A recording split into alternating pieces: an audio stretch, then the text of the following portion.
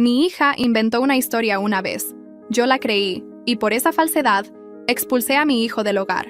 2 años después, ella requiere un trasplante renal, y él se rehúsa a ayudarla. Nunca pensé que escribiría algo así, ni que estaría aquí sentada, con las manos trémulas, reviviendo cada decisión que tomé aquella noche, cada grito que lancé y cada silencio que preferí guardar. Tenía 38 años y mi esposo, 39. Éramos padres de 2 hijos, Daniel, de 18, y Valeria, de 9. Aunque había una diferencia de edad, siempre creí que se querían y que eran inseparables. Daniel era callado, sereno, más inclinado a los libros y al estudio que a las fiestas. Nunca me respondió mal, nunca causó problemas, nunca me dio motivos para dudar de él. Valeria, en cambio, era todo lo opuesto. Alegre, inquieta, un remolino de energía. Como yo trabajaba medio tiempo y mi esposo estaba casi siempre fuera, Daniel se encargaba de cuidarla. Llegaba de la universidad y se quedaba con su hermana hasta que yo regresaba. No había señales, nada sospechoso. Hasta aquella cena familiar. Habíamos preparado lasaña, mi cuñada llevó vino, los sobrinos jugaban en la sala, mi esposo, mis hijos, un par de primos y yo estábamos en la mesa. Todo parecía normal. Y entonces Valeria lo dijo, sin lágrimas ni dramatismo, como si soltara un comentario cualquiera. Daniel me tocó donde no debía. El silencio fue ensordecedor. Mi primo dejó de hablar. Mi esposo me miró fijamente. Yo observé a mi hija, intentando no temblar. ¿Qué dijiste, corazón?, le pregunté en voz baja. Ella repitió sin titubear. Mi hermano me tocó en partes íntimas 2 veces. Sentí que el aire se escapaba de mis pulmones. Nadie reaccionaba. Mi esposo fue el primero en moverse. Se levantó de golpe, casi tirando la silla. Yo lo seguí, como si mis piernas se movieran solas. Llamé a Daniel, pero no respondió. Lo volví a llamar. ¿Qué pasa, mamá?, contestó. Ven a casa ahora mismo, le ordené. ¿Qué ocurrió?, preguntó, pero colgué sin responder. Tardó 20 minutos en llegar. Entró con su mochila, confundido. Antes de que pudiera abrir la boca, mi esposo lo empujó contra la pared. ¿La tocaste? ¿Tocaste a tu hermana?, le gritó. Daniel estaba pálido, helado. ¿Qué? No, ¿de qué hablan? Su rostro reflejaba incomprensión. Negaba con la cabeza, balbuceaba. Nunca haría eso. No sé por qué dice eso, pero mi esposo no lo dejó explicar. Le propinó un puñetazo en el rostro. Daniel cayó al suelo, sangrando por la nariz, y nos miró. Esa mirada me persigue hasta hoy. Terror, confusión, y peor aún, traición. Yo no hice nada. No lo abracé, no lo defendí, no lo creí. Mi esposo entró a su habitación, sacó su mochila, ropa y papeles y los arrojó a la puerta. «Para nosotros estás muerto. No vuelvas nunca más», le gritó. Daniel lloraba, suplicaba. «Por favor, no me echen. No hice nada. Mamá, por favor». Y yo me quedé ahí, abrazando a Valeria, en silencio. Lo borramos de la familia. Esa misma noche cambiamos las cerraduras, cancelamos su matrícula universitaria y lo condenamos al olvido. Durante semanas, nos repetimos que habíamos hecho lo correcto, que proteger a Valeria era lo más importante. Le preguntamos varias veces si había pasado algo más. Ella solo dijo que no. 2 veces. Nunca la llevamos a un psicólogo. Nos convencimos de que nuestro amor era suficiente. Por un tiempo, todo pareció normal. Valeria sonreía, jugaba, dormía mejor. Yo también descansaba, hasta que llegaron las pesadillas. Soñaba con Daniel en el suelo, el rostro ensangrentado, los ojos abiertos, preguntándome, ¿por qué? Porque nunca dudé. Nunca le di la oportunidad de hablar. Esa noche lo destruí por completo. Meses pasaron. Valeria decía sentirse más segura, y yo lo tomé como confirmación de que habíamos actuado bien. Mi esposo prohibió mencionar a Daniel. Para él, Daniel ya no existía. Hasta ese sábado. Valeria iba camino a su clase de danza. Una prima mayor la llevaba. Era una tarde tranquila. Yo estaba doblando ropa limpia cuando sonó el teléfono. Apenas recuerdo detalles de la llamada. Solo algunas palabras que se clavaron en mí como cuchillos. Accidente. Colisión frontal. Ambulancia. Una persona había fallecido. La niña estaba en estado crítico. El mundo se derrumbó. Mi esposo me siguió al hospital. Llegamos justo cuando la llevaban a urgencias. Había sangre, gritos, médicos corriendo de un lado a otro. Y yo, en medio de ese caos, vi su rostro pálido, inconsciente, lleno de tubos. Todo quedó en silencio otra vez. Mi sobrina murió al instante. Valeria sobrevivió, pero apenas. El diagnóstico fue devastador. Daño grave en el riñón izquierdo, hemorragias internas, contusiones múltiples. Los médicos dijeron que necesitaba cirugía urgente, Probablemente un trasplante. Nos advirtieron que el tiempo era crucial. Pasamos días enteros en la UCI. No me separaba de su lado. Dormía en una silla incómoda, sin comer, sin hablar, solo observando las máquinas que la mantenían con vida. Mi esposo parecía de piedra. No lloraba, no decía nada, solo estaba ahí, como un cadáver con los ojos abiertos. Una noche, Valeria abrió los ojos, débil. Apenas podía hablar, pero me reconoció. Me regaló una pequeña sonrisa y me preguntó, «Mamá, ¿crees que existe el cielo?» Sentí un nudo en la garganta. «Sí, cariño, claro que existe. ¿Y crees que las personas malas pueden ir allí si se arrepienten?» «¿Por qué preguntas eso, amor?» Respondí con la voz quebrada. Hizo una pausa y su mirada se perdió en el vacío. «Porque hice algo muy malo, algo horrible. Te mentí». Mi corazón se detuvo. «¿Qué? ¿Sobre qué mentiste?» «Me lo inventé, mamá. Lo de que Daniel me tocaba no era verdad. Solo estaba enojada porque no me dejaba usar su computadora. Quería castigarlo. Pensé que, si decía algo así, no pasaría nada. Y luego me asusté. Ya no supe cómo decir la verdad». Sus ojos se llenaron de lágrimas. Los míos ya eran un océano. «Maté a mi hermano», dijo entre sollozos. «Y ahora yo también voy a morir». La abracé con desesperación, como si pudiera absorber su dolor. «No digas eso. No vas a morir. Te perdono. Estoy aquí contigo». Pero algo dentro de mí se quebró. No por ella, sino por él, por Daniel, por su rostro ensangrentado, por su mirada rota aquella noche, por el silencio que le impuse. Esa madrugada volví a casa como un fantasma. Le conté todo a mi esposo. Él me escuchó en silencio, sin mover un músculo. Pasaron minutos eternos hasta que habló, sin mirarme. «No vamos a juzgarla. Hecho está». Su frialdad me dolió más que su puño la noche en que golpeó a nuestro hijo. Ya no podía callar más. Al amanecer, comencé a buscar a Daniel. Su número estaba desconectado. Lo busqué en redes sociales. Una cuenta vacía, una foto de perfil sin rostro. Le envié un correo desesperado. «Hola, soy yo, por favor, lee esto». Nada. Esperé un día, 2. Al tercero, le mandé otro mensaje largo y doloroso. Le conté del accidente, de la confesión de Valeria. Le dije que no esperaba que me perdonara, que solo quería que supiera que su hermana no tenía mucho tiempo, y que yo, su madre, quería verlo una vez más. Horas después, recibí su respuesta. «Me han hecho demasiado daño. No sé si algún día podré perdonar, pero si ella es tan mala como dicen, iré una última vez». Mis manos temblaban cuando le envié la dirección del hospital. Pasaron 3 días sin noticias, y entonces lo vi. Estaba en el pasillo cuando apareció Daniel, más delgado, con ojeras profundas, vestido con ropa sencilla, caminando como si cargara el peso del mundo sobre sus hombros. Mi corazón gritaba por correr hacia él, pero mi cuerpo no se movió. Lo vi entrar en la habitación. Valeria lo miró. Él la miró. El tiempo se detuvo. Ella rompió a llorar. «Lo siento. Por favor, te he arruinado la vida». Daniel se quedó en silencio un rato que me pareció eterno. Finalmente dijo, «No puedo perdonarte por completo, pero una parte de mí ya lo ha hecho». Le tomó la mano, le habló unos minutos y después se marchó. No me saludó, no me miró, no me reconoció como su madre. Solo dejó una frase antes de irse. «Si hay un funeral, allí estaré, pero no esperes nada más». Y cumplió su palabra. No hubo mensajes, no hubo llamadas. Solo quedó el eco de su voz en esa habitación, mezclado con los sollozos de Valeria, pidiendo perdón una y otra vez, como si esas palabras pudieran borrar todo lo que había hecho. Yo ya no podía dormir. Sabía la verdad. Sabía que el tiempo corría. Y también sabía que la única persona que podía salvar a mi hija era la misma a la que yo había ayudado a destruir. Una semana después, los médicos lo confirmaron. Valeria necesitaba un trasplante pronto.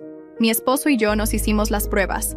No éramos compatibles. El riesgo era demasiado alto. El médico fue claro. Un hermano biológico es la mejor opción. Si es compatible, las probabilidades de éxito aumentan mucho. Yo ya lo sabía. Había visto sus registros médicos. Los dos eran del mismo grupo sanguíneo.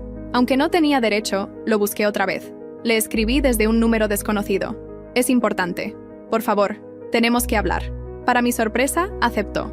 Nos citamos en una cafetería apartada. Llegó puntual, solo, con su ropa sencilla y su eterna mochila al hombro. Pero había algo distinto en él. Ya no eran los ojos de un chico roto, sino los de alguien que había aprendido a sobrevivir en el vacío. Se sentó frente a nosotros. Mi marido estaba a mi lado. Silencio. Hasta que Daniel habló. «¿Qué quieren?» Me costaba tragar saliva. «Daniel, los médicos dicen que hay muchas posibilidades de que seas compatible con Valeria. Si aceptas hacerte las pruebas, podrías salvarla». No respondió. No se enojó. No se sorprendió. solo se lo veía cansado. «Me están pidiendo que done a mi hermana», dijo. «Sí», dije casi en un susurro. Mi esposo intervino. «Sabemos que esto no borra el pasado, pero puede ser un primer paso para arreglar las cosas, para volver a ser una familia». Daniel arqueó las cejas. Nos miró con frialdad. «Volver a ser una familia», repitió, con una sonrisa amarga, sarcástica, que me heló la sangre. «¿Y creen que esto lo arregla todo?». Mi esposo, con la voz dura, insistió. «No es por nosotros, es por ella».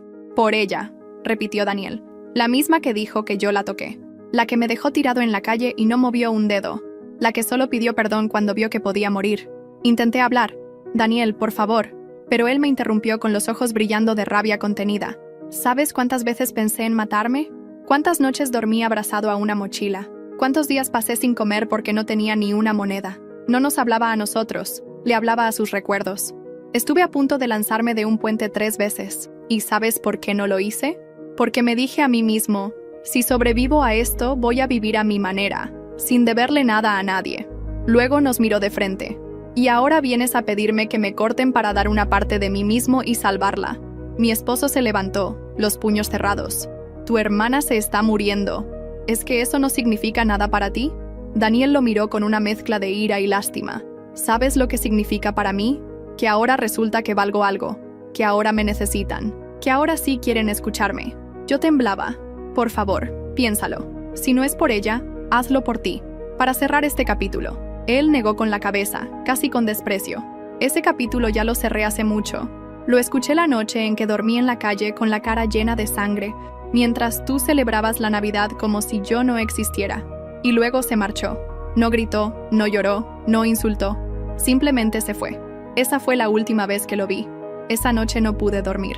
Mi marido daba vueltas por el salón como un animal enjaulado, murmurando entre dientes: «Ingrato, egoísta. ¿Qué clase de hermano hace eso?». Repetía con rabia.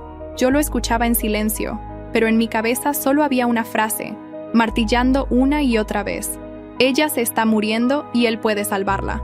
Me sentía inútil, desesperada, como si el tiempo se me escapara entre las manos. Y entonces hice lo impensable.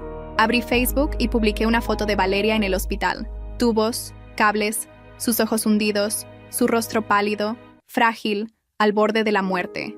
Escribí un texto largo, con palabras sinceras pero retorcidas. Conté que necesitábamos un donante, que su hermano era compatible, que ya nos habíamos disculpado, que la niña había pedido perdón y que él era lo único que faltaba. Lo etiqueté con nombre y apellido y cerré con una frase que no me perdoné hasta hoy. ¿Qué clase de monstruo se niega a salvar a su hermana cuando tiene el poder de hacerlo? Al principio hubo silencio. Luego, la publicación explotó.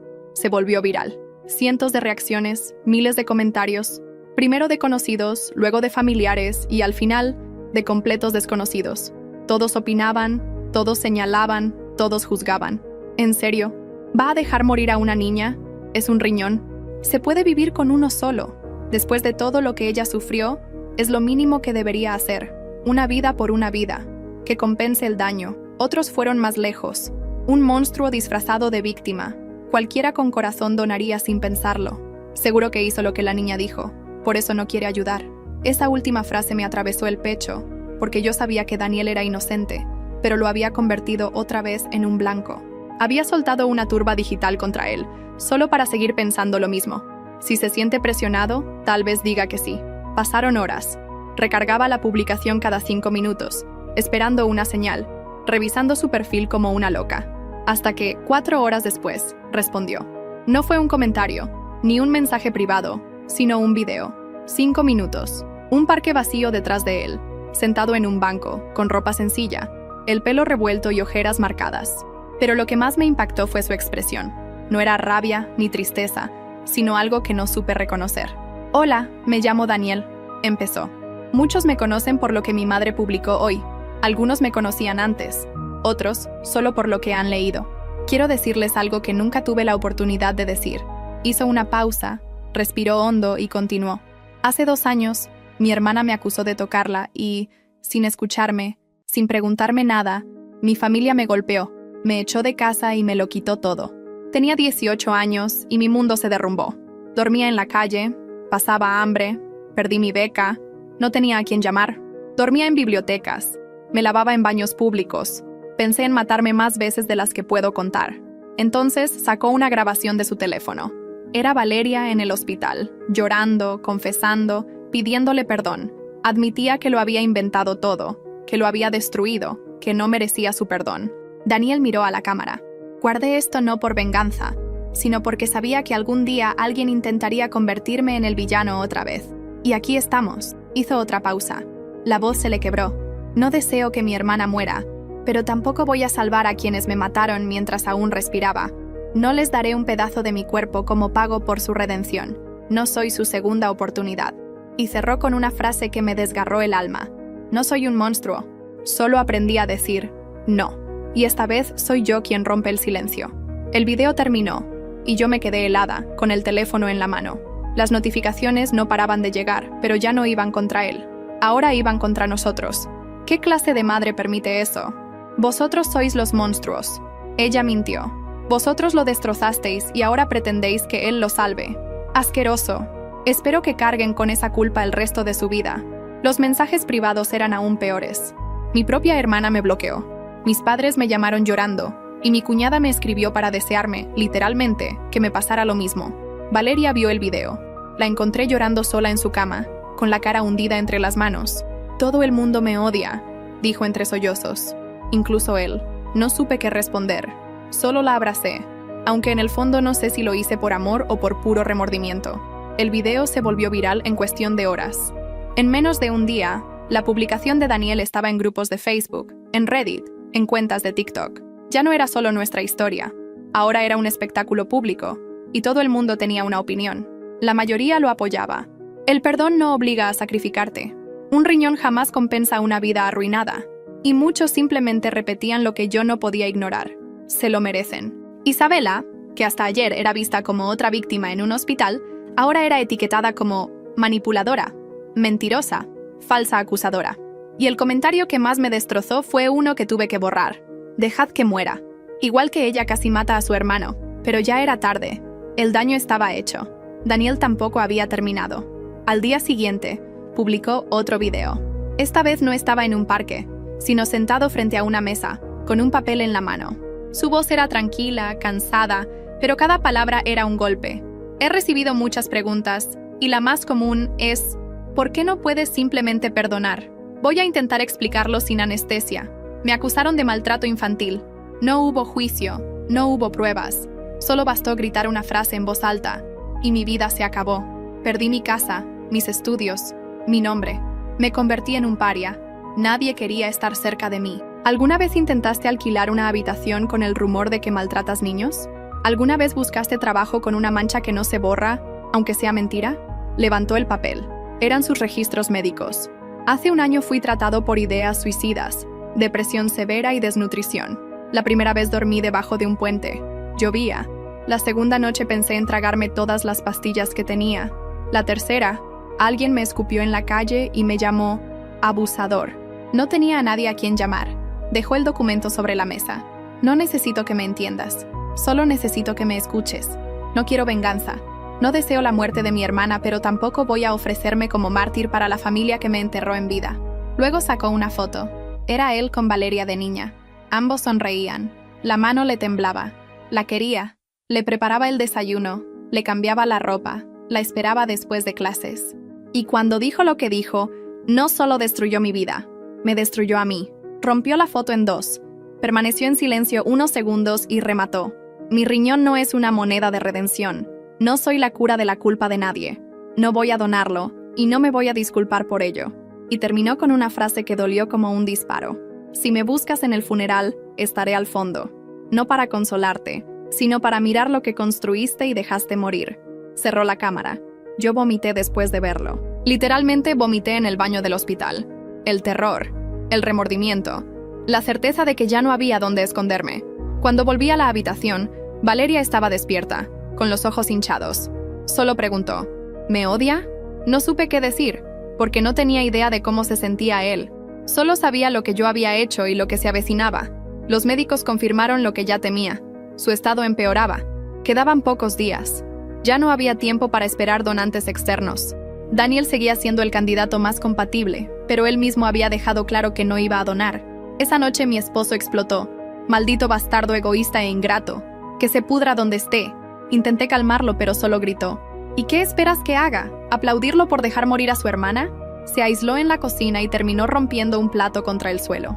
Yo me quedé sola, llorando en silencio mientras miraba fotos de cuando eran niños, cuando aún eran inocentes. Y lloré como nunca, porque sabía la verdad más cruel.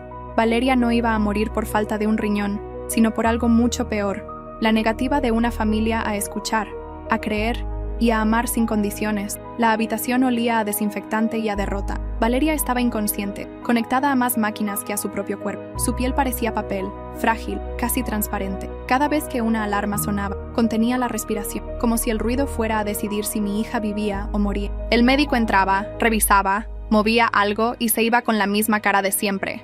Contención, no solución. No había respuestas, solo espera. La lista de donantes no se movía. La compatibilidad era mínima. Las posibilidades casi nulas. ¿Y Daniel? Daniel ya no estaba. Después de subir su segundo video, desapareció como si lo hubiera tragado la tierra. Borró sus redes sociales, cambió de número y no dejó rastro. Nadie sabía dónde estaba. Y lo admito, no estaba segura de querer que lo encontraran. No por él, sino porque me daba miedo lo que mi marido haría si lo volvía a tener enfrente. Los días se hacían eternos. Los mensajes de odio ya no eran públicos. Ahora llegaban en privado. Algunos me deseaban fuerzas. Otros me escupían en la cara con frases como «Te lo mereces». Una mujer que ni siquiera conocía me escribió «Ahora sí debes estar orgullosa. Criaste a una hija mentirosa y destrozaste a un hijo que no merecía eso». Ese día apagué el teléfono. Nunca más lo volví a encender. Una mañana temprano, el médico nos llamó. La sentencia fue directa, sin anestesia. «Prepárense. Ella ya no responde. Es cuestión de tiempo». Salí al pasillo y me dejé caer contra la pared. No lloré, solo abracé mis rodillas en silencio. Mi marido estaba pálido, como una estatua rota. Ya no era el mismo hombre que una vez golpeó a su propio hijo. Ahora era un cadáver en vida, esperando ser aplastado del todo. Volví a la habitación. Tomé la mano de Valeria y le susurré. «Estoy aquí, mi amor. Mamá está aquí». Ella no respondió, solo el pitido continuo del monitor. Cerré los ojos y recé. No por un adiós, ni por un milagro. Solo pedí tiempo, un poco más de tiempo.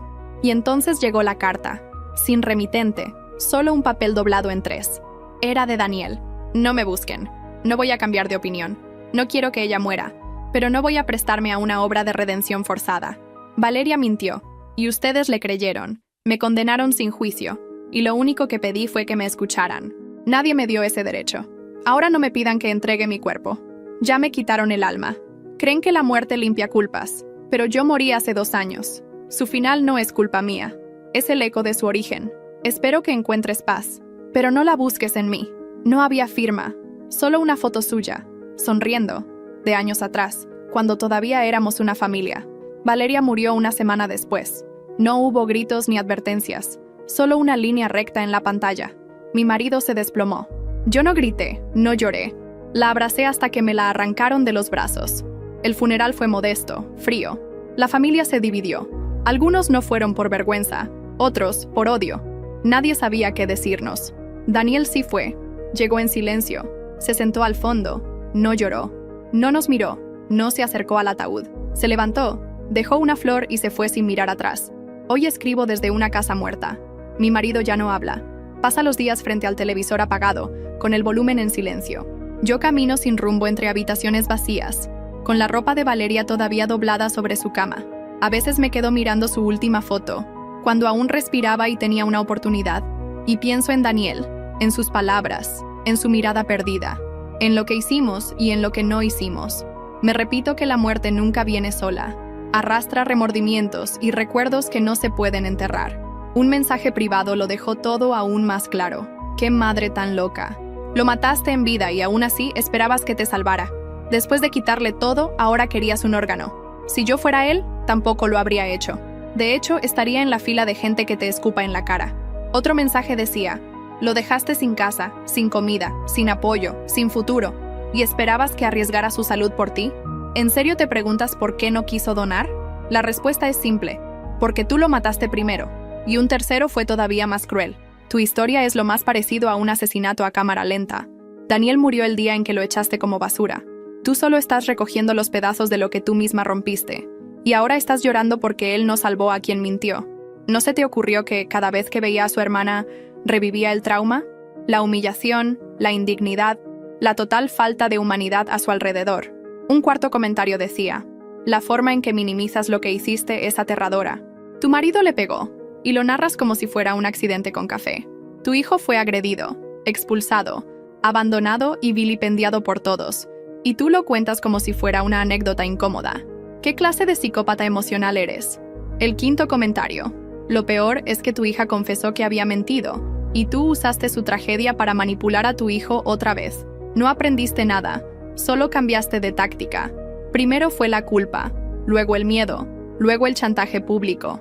Eres la pesadilla de cualquier ser humano que tenga madre. El sexto comentario: me niego a sentir lástima por ti. Le hiciste la vida imposible a tu hijo.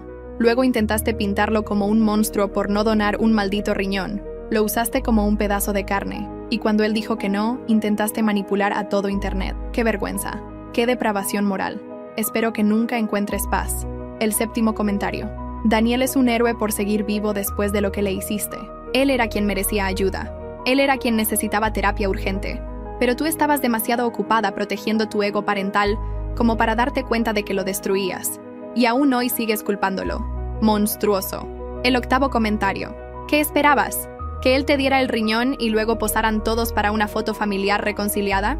Esto no es un cuento de hadas, es la vida real. En la vida real, las personas que destruyes no vuelven cuando te conviene, no te perdonan automáticamente, no te salvan solo porque derrames lágrimas de cocodrilo. El noveno comentario: utilizasteis su dolor como arma pública, lo expusisteis con su nombre completo, humillasteis a alguien que ya estaba roto, y ahora pretendes que el mundo te compadezca. Lo humillaste después de haberlo echado a la calle, y ahora te preguntas por qué te bloqueó. La pregunta correcta no es esa. La pregunta debería ser: ¿cómo es que no te demandó? Porque tenía razones más que suficientes. El décimo comentario: Valeria no murió por falta de un riñón. Murió por una mentira y por unos padres que no supieron manejarla. La culpa no es de Daniel, es tuya. La mataste con tu silencio, con tu negación, con tu manipulación. Y ahora quieres echarle la culpa a él. No me lo creo. No me lo trago. Parte 2. El eco de lo irreparable. 5 años. 5 inviernos sin risas. 5 veranos sin perdón. La casa huele a polvo y a recuerdos que apestan a podrido. Carlos ya no habla. Solo respira. Se sienta en el mismo sillón donde una vez golpeó a nuestro hijo, con la mirada perdida en el vacío, como si esperara que el tiempo se detuviera y pudiera borrar todo. Yo recojo los pedazos de lo que queda. Facturas sin pagar, fotos que duelen, y el silencio que lo inunda todo. Hoy encontré una caja bajo la cama de Valeria. Dentro, cartas arrugadas dirigidas a Daniel. Perdóname, mi hermano, no sabía que las palabras matan. No sabía que una mentira podía destruirnos a todos. La última, escrita 2 meses antes de morir. Mamá dice que no quieres verme. Lo entiendo, pero si supieras cuánto daría por volver atrás. Las guardé en el bolsillo, como si fueran pruebas de un crimen del que ya todos somos cómplices. El teléfono sonó a las 3:17 a.m. Una voz femenina, urgente. Señora Martínez, soy Laura, del albergue El Refugio. Tenemos a un joven aquí, Daniel Martínez. Está mal, muy mal. Lo encontraron golpeado en un callejón. Solo tenía su número en el bolsillo. El corazón se me subió a la garganta. 5 años sin saber de él.